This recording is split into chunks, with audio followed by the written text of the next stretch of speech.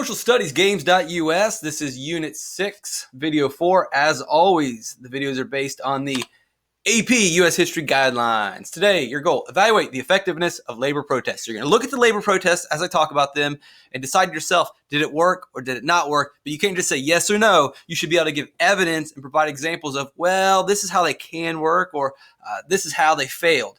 Also, give examples of labor fighting against owners. I'm going to give you 4 specific examples of major labor protests. You should be able to list them and describe those major protests. So at the beginning of the turn of the century, we're going from about the 1900s. We're going from the 1800s to the 1900s, so basically around 1900, late 1880s, whichever time period you want. Demand for goods is up. We're going through an industrial revolution. There are mass manufacturing, and people want stuff. So for our example, we'll talk about shoes. People want shoes. Popping tags. So the shoe factory is rocking and rolling. They're making shoes, but they're not making enough because, as I mentioned, the demand for manufactured goods is through the roof. People want it, so you better keep making it because if you make more, you'll sell more, you make money, get rich. So you got to make more shoes, but the only way to keep up with the demand was the factory had to run 24 hours a day. And not only did the factory have to run 24 hours a day, but they needed the workers to be there 24 hours a day. That seems ridiculous. How is that possible? That's no way that someone can work 24 hours. It's hard enough just to stay up for 24 hours. Well, you rewind the clock 100 years ago, a little bit more. That's what happened. Today, you're like, well, that's not right. You can't make somebody work 24 hours. No, it's not right today. And no, it's not legal today. But then it was. And you could make them work 24 hours. Not only did you make them work 24 hours, but working conditions were dangerous. That is not a doctored image. That is not photoshopped. That is not CGI. That is the real thing. There are no harnesses. There are no ropes. There is not a safety net underneath those workers. This is simply the way it was. Obviously, things have changed today. Now, if I spill a little bit of coffee in the break room, I've got to put a giant yellow sign that says, "There's coffee on the floor. Everyone watch out!" Back then, these dudes are hundreds of stories off the ground just chilling. The only safety net is the dude next to you. Now imagine you have been working for 24 hours. I'm getting a little tired. Gosh, I could just go for laying my head down. And then the next thing you know, your head's on the concrete 100 stories down. I'll save you the gory details. How about this? You want to try to understand unsafe working conditions in a factory? How about the most unsafe working place environment, the most dangerous factory in the world, Willy Wonka's chocolate factory. You got Veruca Salt. You got the one dude that falls into the river of chocolate, I believe. Augustus Gloop gets stuck in the pipe, and then the one girl turns into a gumball drop. Definitely a very dangerous working environment. The Willy Wonka needs to put in some safety measures. This is really not safe for the Oompa Loompas. It's not safe for the visitors. And if Willy Wonka isn't going to change things, then maybe the government needs to regulate it. But hey, 120 years ago, the government was laissez-faire. Remember, hands off. The government's not going to tell Willy Wonka what to do. Wonka, you just make your chocolate, no questions asked. We're not going to get involved. And if you run a bad business and a bunch of kids get murdered, then guess what? People are going to stop working there, right? If it's really dangerous, if people are turning into gumballs, they're going to say, you know what? Probably not going to go work at the Wonka factory. I don't want to be a gumball. And that's the theory of, well, the government doesn't have to get involved because if it's dangerous, people aren't going to do it. And so Wonka is going to have to clean up and make his own place safe. That's one theory. But that doesn't always work because it's like, well, some of these people are so desperate for a job that they aren't worried that they're going to get sucked into a pipe and possibly die because they got to feed their kids. They're desperate. And in that situation, maybe you should have the government involved. So we're going to talk about when these workers are desperate and these workers are being abused and the rules are against them and everything is wrong, what they typically do then and what workers typically do now is they collectively come together. Imagine all the workers at a fast food restaurant or all the workers at the furniture factory coming together, collectively using their power to ask or demand changes, specifically in this case for shorter work days and for safer working conditions. They're not asking that much, things that we take for granted today. We have them now, but we did not used to have them, and we owe these changes today, or we owe the safety measures and the less hours that we have today to the men and women who decided 100 years ago, enough is enough. We need some changes. So one of the examples of how workers can come together and demand change or try to ask for change is they go on strike. What is strike? Well, so they leave the work, they leave the factory, and they refuse to work anymore. And this is an example of picketing. You're carrying it. Not only are you not working, you're making sure that you're calling attention to, we ain't working. And we're appealing to the public, and we're appealing to our bosses. So it's one thing just to not show up, but we are intentionally not showing up, and we're telling you right now, we are not going to show up, and we're outside. We're literally at work, but not going into work. This is the picket line. The line outside of the factory. Let me see if I can just draw a line. Now, there's not literally a line in the ground, but the line between going in and working and the line outside, possibly on the outside of a fence, walking around carrying a sign, picketing. You might have seen this in real life. That's the picket line. And they're protesting, and they are not going to work until changes are made, mainly safer working conditions. So here's the thing, and this is very effective in theory. So again, you're trying to evaluate the effectiveness. Is this a good strategy for the workers? Yes, no, well, let's play this out. So the strikers, they're not working. And when they're not working, the factory has to close because they're not in there making shoes. They're not running the machines. They're not sewing the shoes together. They're not putting the shoes in the boxes. They're not putting the shoes in the back of a truck, and they're not shipping the shoes out. No shoes being made. And if you're not making shoes, you can't sell shoes. That means you're not getting those bags. You can't make money. This is bad for the factory. This is bad for the factory owner. This hurts. Every minute of every hour of every day that factory is not working is costing the boss money. Remember, we're having to run this thing 24 hours a day to keep up with the demand. And maybe your shoe company is competing against Reebok, or you're competing against Nike. And when your shoe business is not running and you're not making shoes, people are buying their shoes and people are liking their brand. And people are starting to say, you know what, I'm going to start buying Nikes from now on, or I'm going to start buying Reeboks from now on, or I'm going to be all about Adidas because I like these shoes. I never would have tried these shoes if it wasn't for that shoe company shutting down. So this is bad for your business. You cannot have it shut down. You got to do something. So, our old pal, the scab. What's a scab? Well, a scab is a pejorative. It is a term used to make this guy look bad. The poor scab. Well, here's the poor scab. These guys are not working. Well, this guy, he really needs a job. He's got a wife. He's got 2 kids. His wife's pregnant. He's got rent to pay. He needs a job desperately, and he doesn't care if he's got to work 24 hours, and he doesn't care if it's not safe. He's desperate. And so the scab crosses the picket line, and the scab goes into work. And the scab doesn't care that these guys want safer working conditions. The scab's got bills to pay. And the scab doesn't care that they're upset about 24-hour workdays. And the scab doesn't care if this is a protest across the country to demand better rights for all workers in this nation. Because the scab is too busy paying his rent, feeding his kids, taking care of his own life. He's got bigger problems. And so as the scab goes into work, guess what?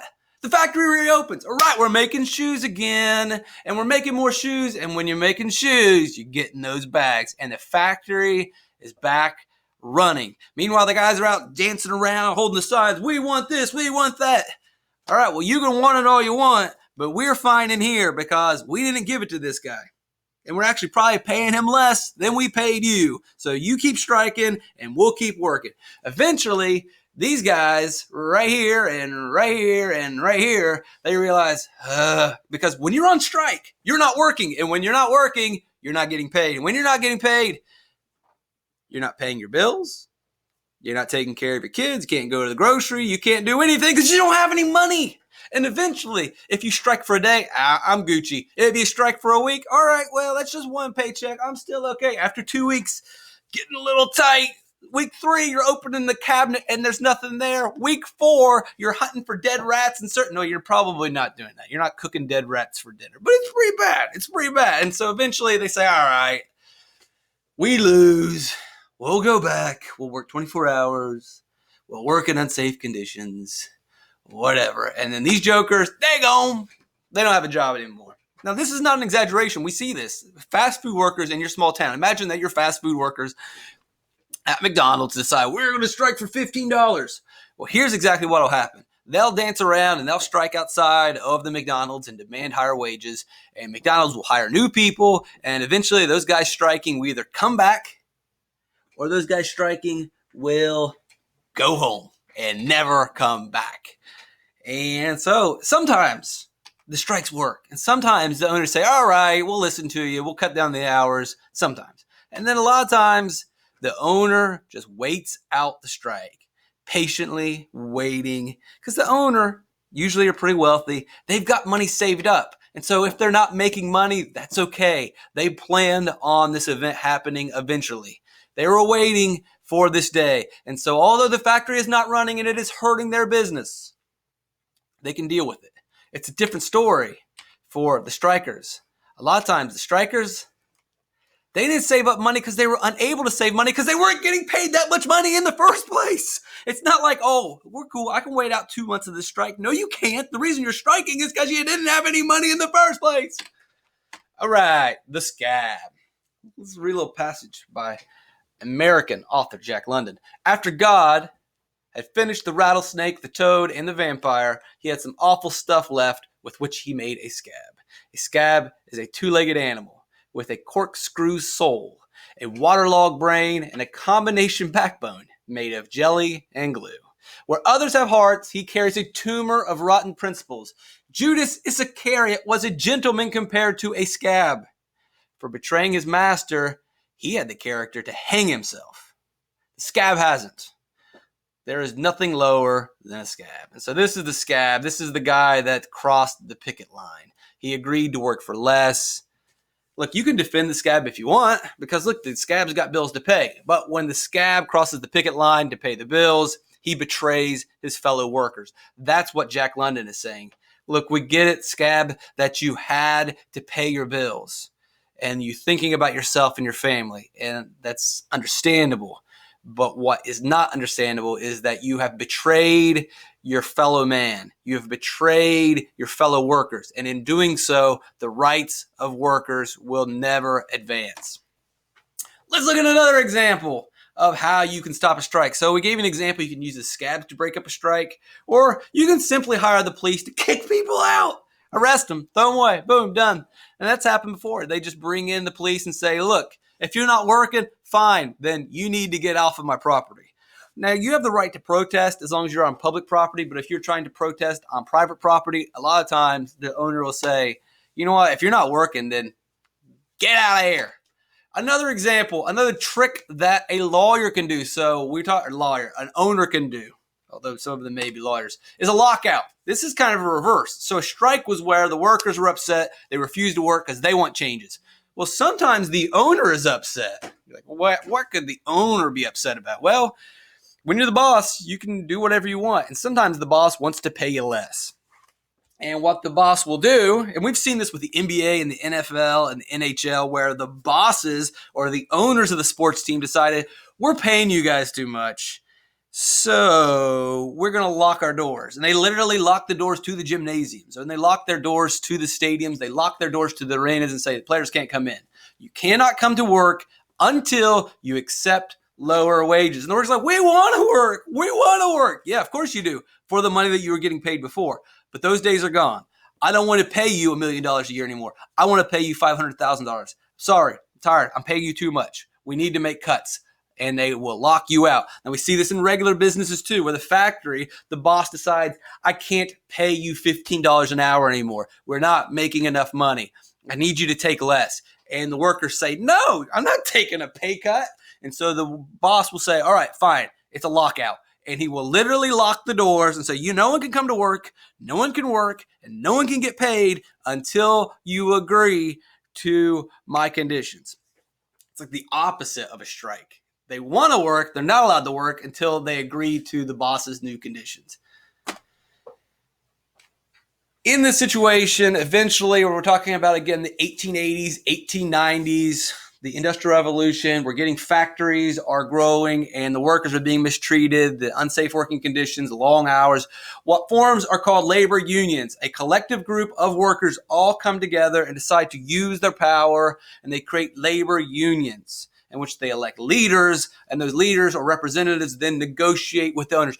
150 factory workers can't go and yell at the boss. That logistically, that technically cannot work. Imagine, and you've probably seen this in a classroom, you've probably seen this in the school. If the entire 8th grade is upset about something and they want to go and talk to the principal, all of you can't go at once because it turns into madness. And one guy's yelling something, and they're screaming, they're yelling, and nothing gets across. No messages, there's no communication. It's a disaster. What you need to do is, as an 8th grade or a 7th grade or a 12th grade, or as a labor union, you elect a leader, a representative, and you give your power to that person, and that person will work on your behalf. And so then that leader goes and meets with the owner, and they try to negotiate. Can we get less hours? Can we get safer conditions? Can we get raises? Also, those leaders will bypass the owner at times and then go straight to the government. Instead of 100 or 200 factory workers rushing to Washington, D.C., again, logistically, technically, you can't do that. Mechanically, it's not possible. But what is possible is to send 2 or 3 leaders to Washington, D.C. to explain to our lawmakers, we need a law that says you can only work so many hours a day. We need a law that says when Mr. Dietrich spills coffee on the floor, you got to put a yellow sign that says, oh my God, watch out for the coffee or we're all going to die. Holy no, there's coffee on the floor. You need safety restrictions. You need safety restrictions. Now, sometimes we go over the top with that. For example, if there's a little bit of water on the ground, you got to put that big yellow sign up or else someone might slip and die. Labor union goal. So again, the labor union negotiates with the owners for the workers. The labor union also explains or expresses desires to the government. Goal number 1. The labor unions said that what the workers want and need is an 8-hour workday. 8 hours for rest, 8 hours for leisure, and 8 hours for work. 24-hour day. You can sleep, you can enjoy your life, and then 8 hours for work. No more 24 hours of work. We need rest, we need to have a life, and then we can work. 8 hours. Number 2, we want arbitration. Arbitration. What's with these funny words? So arbitration is simply, we want a referee, we want a judge, we want an impartial not negotiator, basically an independent official. Independent, meaning this person, the referee, so this is the worker, this is the owner, so this is the independent arbiter. An independent judge. He does not like this guy. He does not work for this guy. He doesn't work for anybody. He listens to this guy's argument. He listens to this guy's argument. And then he decides, all right, here's what we're going to do. And so the workers wanted this. They wanted an independent official that would work like a judge. Kind of like when you go to court and you defend yourself or someone defends themselves. There's a judge, listens to all the facts, and then makes the decision. The workers wanted this. They wanted an opportunity to say, here's what's going on. Someone needs to make a decision because the owner is always going to make a decision that supports the owner. They want someone that's going to look at all the facts and make a impartial or an unbiased decision. And then number 3, they want government regulation. The government can no longer be laissez-faire. They need to get involved. They cannot be completely hands-off.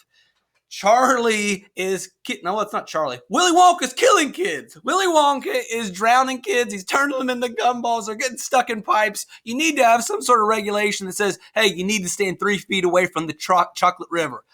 We need a regulation that says you're not, like at least a warning sign that says if you eat this gumball, you're going to turn into a gumball. They need some regulations. They need some warning signs. Someone has to make the boss do this because if the boss isn't forced to do it, he's not going to do it. Now, we can argue that you don't need to do that because, again, if Willy Wonka has a dangerous facility, people are going to realize, oh, yeah, that's where 5 guys died last week. You know where I'm not going to work? For Willy Wonka. That's one theory. The laissez-faire economics of Adam Smith, mentioned in Wealth of Nations, which we talked about in a couple videos ago. In that theory, under that principle, the idea is like the government doesn't have to get involved because people will know that's a dangerous place to work. I don't want to work there. And eventually, Mr. Wonka is going to have to put up signs on his own. Mr. Wonka is going to have to make his place safer to attract future employees. Or what Mr. Wonka is going to have to do is just simply pay people more, because that exists today. There are still dangerous jobs all across the country. There are dangerous work environments everywhere. And what the boss has to do, like for example, if you want to work on an oil rig or you want to work on deadliest catch, those are very dangerous jobs. People die, they get arms broken, they get injured.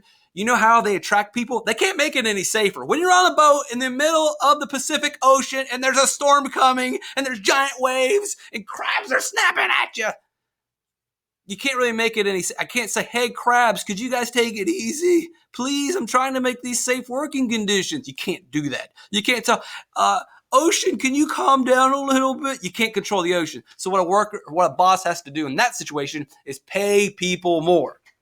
That is an example of Adam Smith, laissez-faire economics. You don't need the government to regulate it. You just simply pay people more, like, all right, I'll do it. I'm going to go for it. I'm going to give it a chance. If I die, I die, but I'm going to make them bags. They say, no, that's not the way it works. You need the government to get involved. You need the government to regulate. You need the government to say, these machines need to be safe. They need to be tested. The factory has to be cleaned out every once in a while. You need signs everywhere. You name the regulation. You've seen them in anywhere you go. If you've ever had a job, you've seen the signs up printed everywhere. That's because the government regulates that business and has controlled those machines and made them safe. Those are the three goals of the labor unions.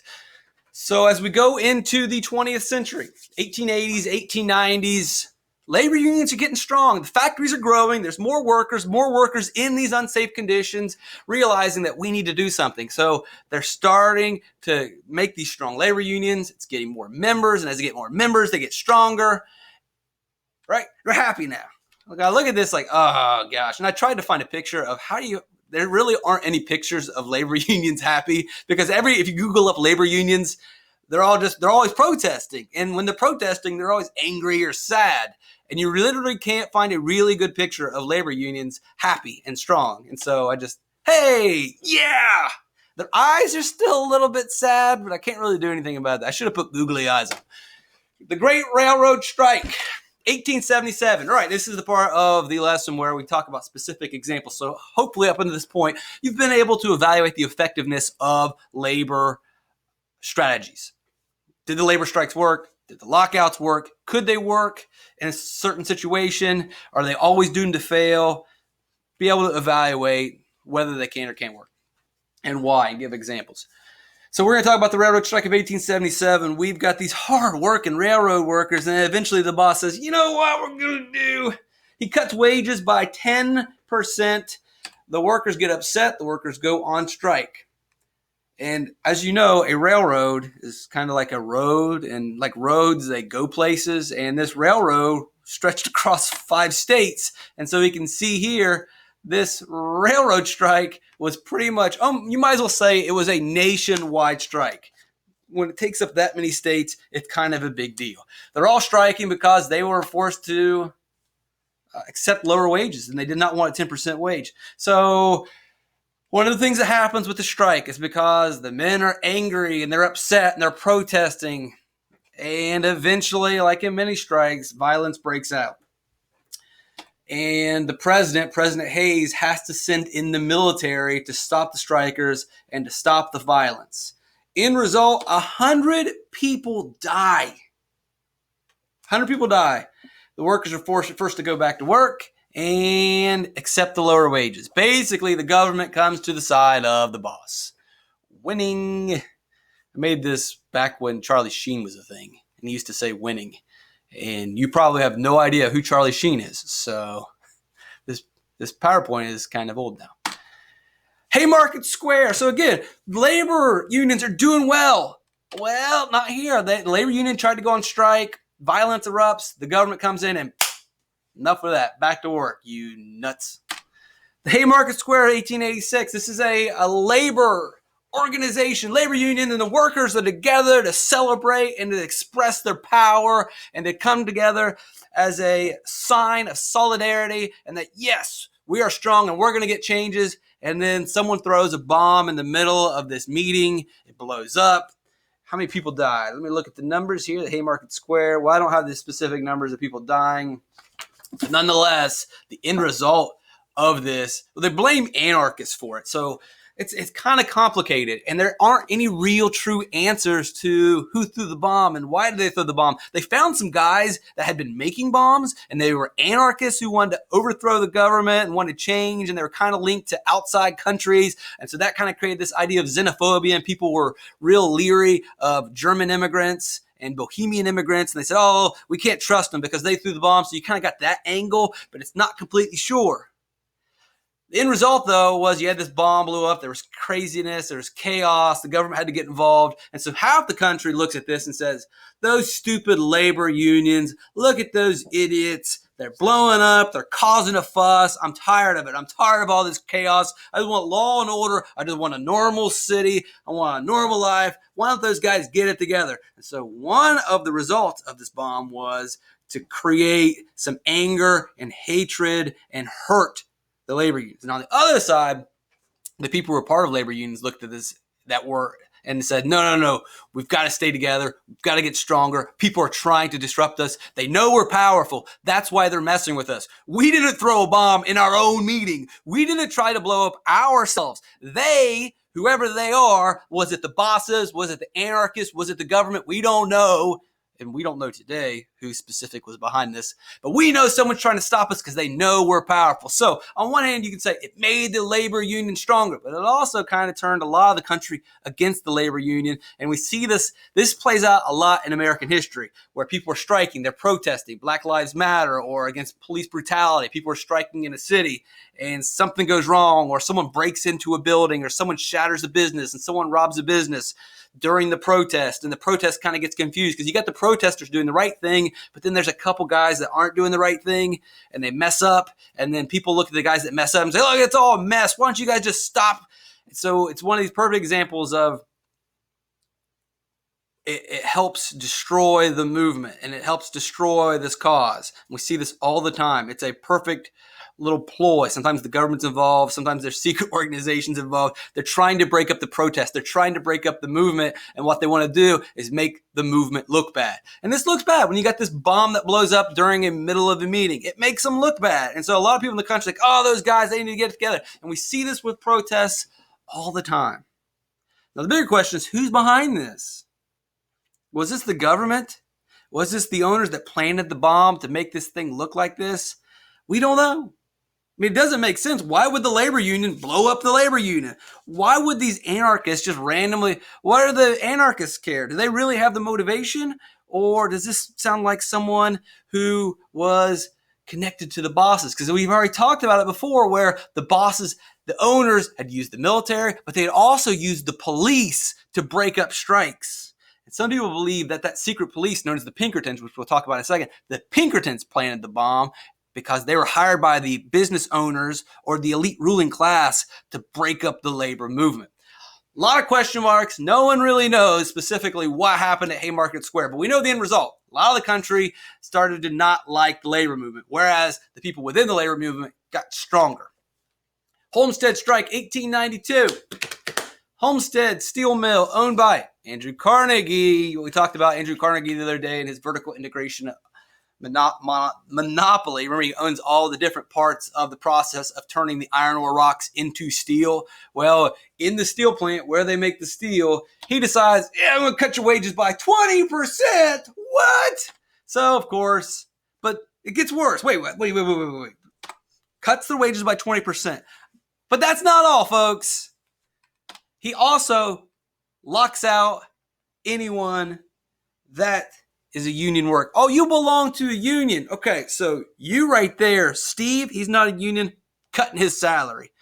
You, Bill, you're part of a union. You're locked out. You can't come to work. I'm not paying you. Go home until you quit the union. Then you can come back, and you can come back with a 20% pay cut. So that means a double whammy. 20% pay cut. Boom.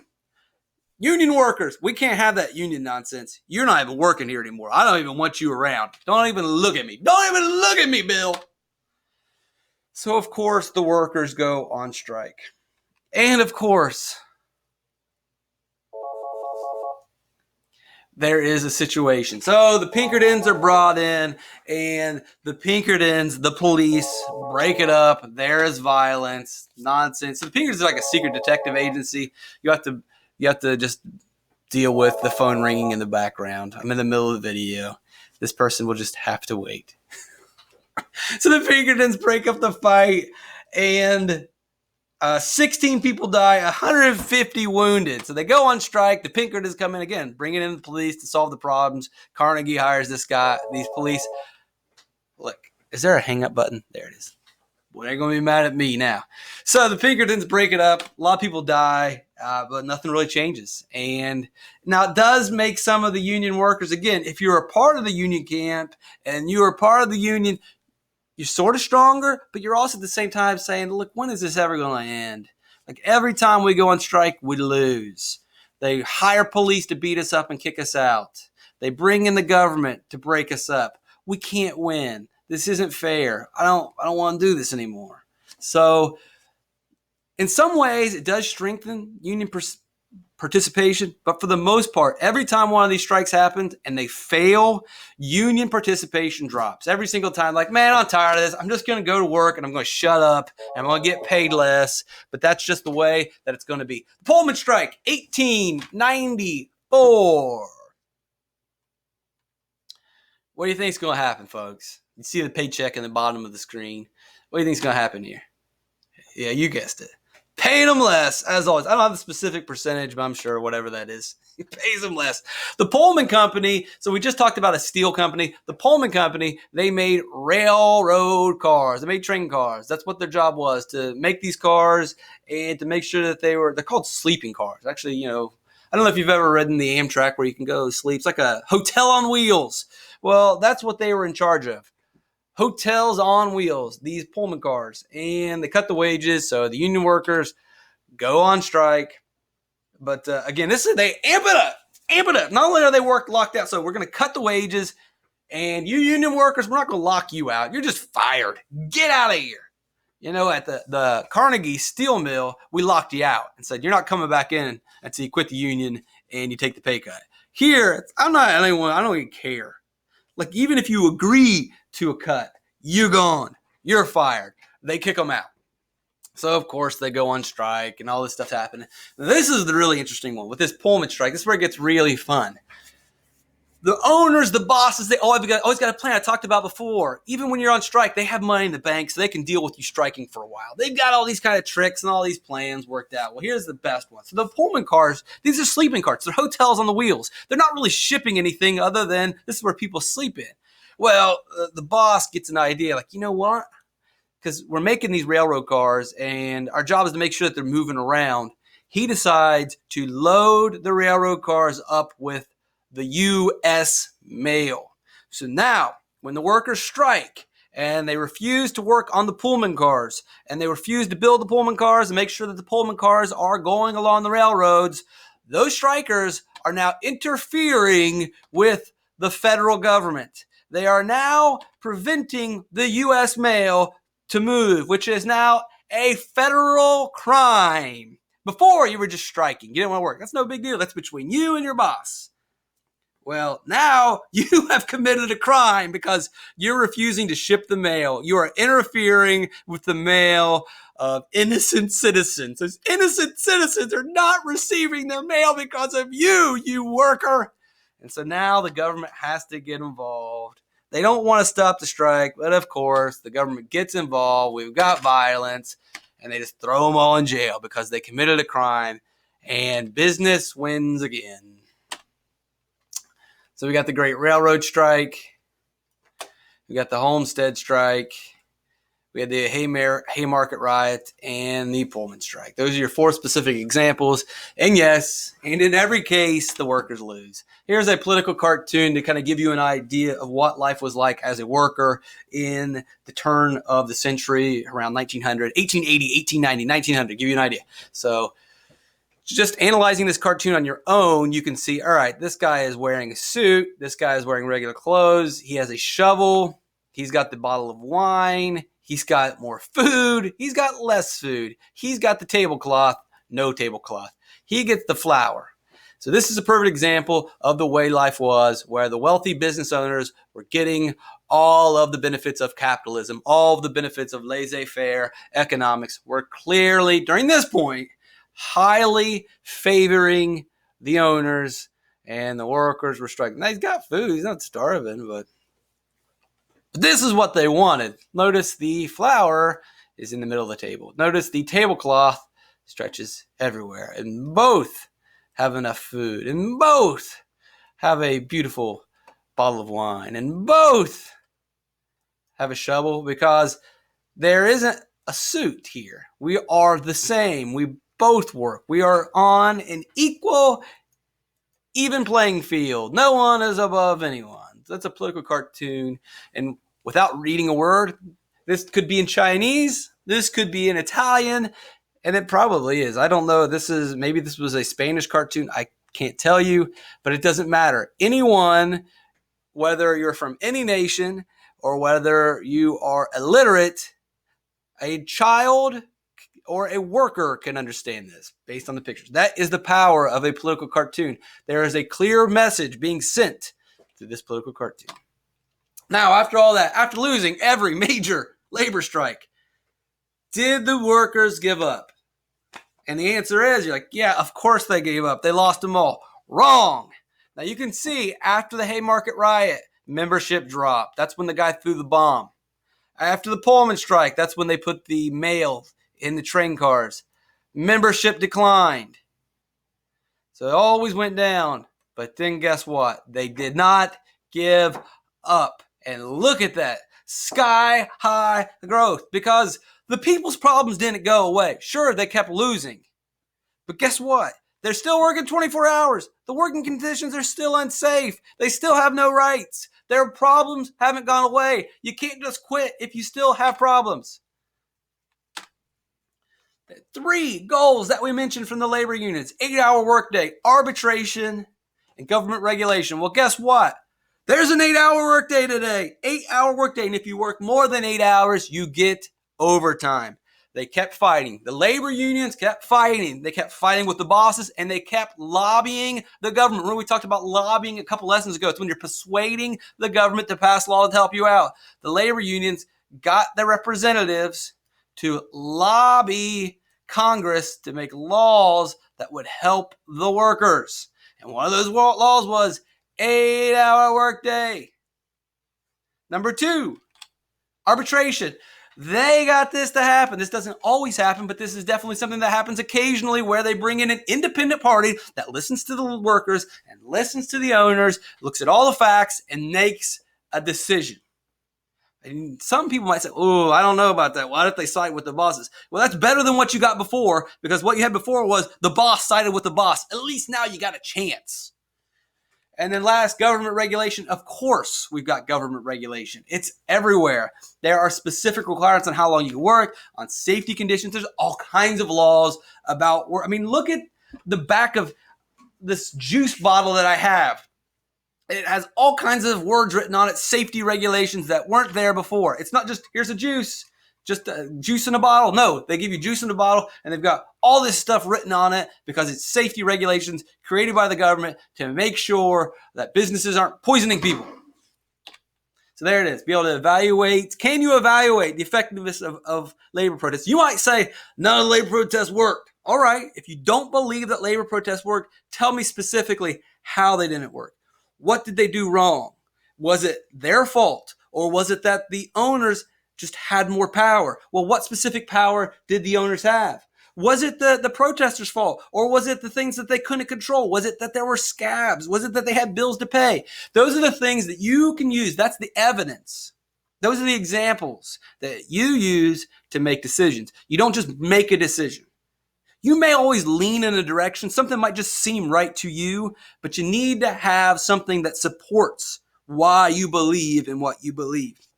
And then last, give examples of the labor fighting against owners. Can you remember them in chronological order? Number 1, 1877, the Great Railroad Strike. Number 2, Although it wasn't necessarily a protest or a strike, but it definitely was a gathering of labor and a gathering of union workers. They weren't really necessarily protesting one business or one job. It was the Haymarket Square Riot of 1886. Number 3, Carnegie, his steel mill, hires the Pinkertons to come in and bust some heads. That was the Homestead Strike. And then the last one that we talked about, 1894. This is where they pulled that really tricky move. Oh, that boss. Like I said before, it is a chess match. It is a chess match. I know, no, we're talking about people's lives here. These are people's lives. This isn't a game. Well, you thought this was a game. Well, it is a game, and it's a strategic game. And the boss put the mail in the railroad cars in the what we call the Pullman cars, which were the Pullman sleeping cars. Wait a second, those are for sleeping people, not for mail. Well, not today it is. The Pullman Strike of 1894. All right, thanks for joining me. Not that you have much of a choice if you're one of my students. Sorry.